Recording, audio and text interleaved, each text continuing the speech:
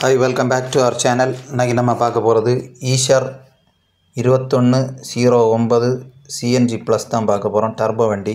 இந்த வண்டியை பொறுத்தவரை நல்ல பவர்ஃபுல்லான என்ஜின் கொடுத்துருக்காங்க, நல்ல டார்க் இருக்குது. அது மட்டும் இல்லை, இட வசதி எல்லாமே பக்காவாக இருக்குது.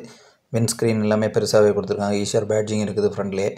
அப்புறம் பார்த்துக்கிட்டோன்னா வண்டியில் டிரைவர்லாம் ஏறுற மாதிரி ஸ்டெப்ஸ் சிங்கிள் ஸ்டெப்பில் ஏறுற மாதிரி அமைப்பு கொடுத்துருக்காங்க. டர்போ ப்ளஸ்ங்கிற பேட்ஜிங்கும் சைடில் கொடுத்துருக்காங்க. ஸோ வண்டி பக்காவான டிசைன்னே சொல்லலாம். நல்ல மைலேஜ் தர்ற மாதிரி தான் டிசைன் பண்ணியிருக்காங்க. இதில் வரக்கூடிய என்ஜினை பொறுத்தவரை E483 BS6 CNG turbo charger engine தான் பயன்படுத்தியிருக்காங்க. பவரை பொறுத்தவரை 115 கால்ஸ் பவர் வருது. டார்க் 360 நியூட்டன் மீட்டர் வருது. இந்த வண்டியில் ஃபியூல் டேங்க் நிறைய விதமாக இருக்குது. ஒவ்வொரு வண்டியோட லென்த்தை பொறுத்து இந்த ஃபியூல் டேங்கோட கெப்பாசிட்டி மாறுது. 520 லிட்டர் வரைக்கும் இருக்குது. ஃபியூல் டேங்க் கெப்பாசிட்டியை பார்த்தோன்னா கிரேடபிலிட்டி 24% கொடுத்துருக்காங்க. டேர்னிங் ரேடியேஷன் பார்த்தோன்னா 17.4 மீட்டர்லேயே டேர்ன் ஆகுது. பேட்ரி 130 AH டைப் கொடுத்துருக்காங்க. வண்டியில் என்ஜின் எல்லாமே பவர்ஃபுல்லாக இருக்குது. அது மட்டும் இல்லை, கிரவுண்ட் கிளியரன்ஸும் பக்காவாக இருக்குது. 195 mm, வீல் பேஸு 44-20 mm, கிளச்சை பொறுத்தவரை 310 mmல கொடுத்துருக்காங்க. பவர் ஸ்டியரிங் டில்டபிள் டைப்பில் கொடுத்துருக்காங்க. சைடு எல்லாமே ப்ரொடெக்ஷன் பார் எல்லாம் பக்காவாக கொடுத்துருக்காங்க.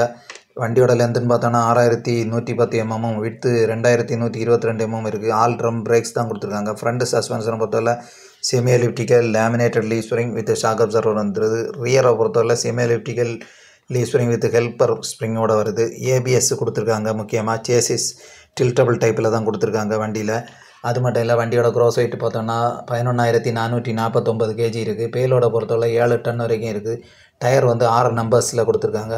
8.25, 16 ப்ளை ரேட்டிங்கில் தான் இந்த டயர் சைஸ் எல்லாமே வருது. வண்டியோட டிசைன் எல்லாமே பக்காவாக இருக்குது. நல்ல மைலேஜ் தருது. வெவ்வேறு விதமான வெஹிக்கிள் பாடியிலேருந்து வருது. நமக்கு முக்கியமாக இந்த வண்டி நல்ல மைலேஜ் தர மாதிரி கொடுத்துருக்காங்க. சிஎன்ஜியை பொறுத்தவரை 8 கிலோமீட்டர் வரைக்கும் மைலேஜ் கிடைக்கிறதா சொல்கிறாங்க. வண்டி நல்ல பவர்ஃபுல்லாக இருக்குது. அது மாதிரி இல்லை, ஏசி இருக்குது, ABS இருக்குது. இந்த மாதிரி ஃபெசிலிட்டிஸும் நிறைய கொடுத்துருக்காங்க மாடர்ன் டைப்பில். அது மாதிரி முக்கியமான விஷயம்னு சொல்லியாச்சுன்னா கிரவுண்ட் கிளியரன்ஸ் அதுவுமே பக்காவாக இருக்குது. வண்டியில் வீல் பேஸ் எல்லாம் இருக்கனால ஸ்டெபிலிட்டி நல்லா இருக்குது. டார்ஷன் பார் எல்லாமே ஃப்ரண்ட்டில் கொடுத்துருக்காங்க. வண்டியோட அமைப்பு மட்டும் இல்லை, அதோட பெர்ஃபார்மன்ஸும் பக்காவாக இருக்குது. ஸோ நல்ல மைலேஜ் தரக்கூடிய ஒரு வண்டி நமக்கு இந்த மாதிரி கிடச்சிருக்குது. முக்கியமான ஒரு விஷயம் இந்தியன் ரோட்ஸுக்கு ஏற்ற மாதிரி தான் இதோட தரமான தயாரிப்பை சொல்லலாம். ஈஷர் எல்லா மற்ற பிராண்டுகளுக்குமே போட்டியாக இருக்குங்கிறதுல எந்த சந்தேகமும் இல்லை.